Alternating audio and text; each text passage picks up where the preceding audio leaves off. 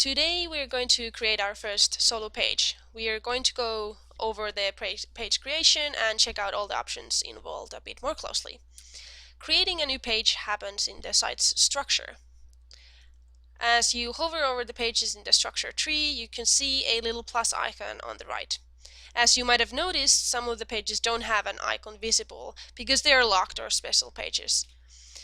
Since we want to create a new top-level page, we're going to go over the Etusivu root page and click the plus sign here. It will create a new page, select it, and highlight the page name automatically. Now you can just type the name of the page and press enter. I'm going to call my page as About Us, and then press enter.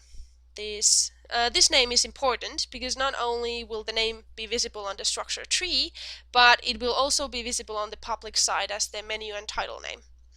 The red color of the page just means it's unpublished, just the way we want it to be. We don't want to show an unfinished page to the public. Before we go through the page info options, I'm just going to drag this page a little higher in the structure tree by clicking and holding this little grippy bit next to the plus sign.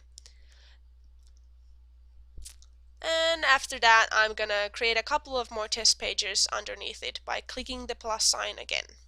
I'm going to call this page Team, and this page is going to be History.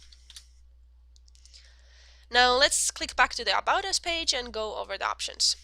We are going to skip the SEO part for now and just concentrate on the default options. We'll come back to the SEO when we have some content on our page. For the permalink, I'm going to change the URL to About, since I want the URL of my page to be simple.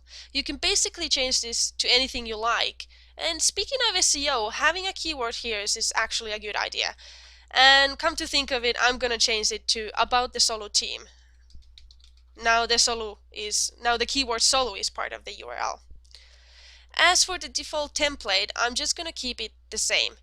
Now, if this would be a parent page for some product pages, I might change this to something else. For example, a template called a product, if I would have such a template here.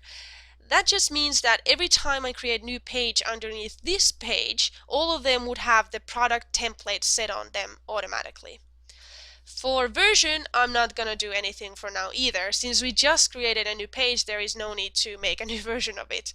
We'll learn how to use versions in later tutorials. Let's close the options and click Save. And that was short and simple, right?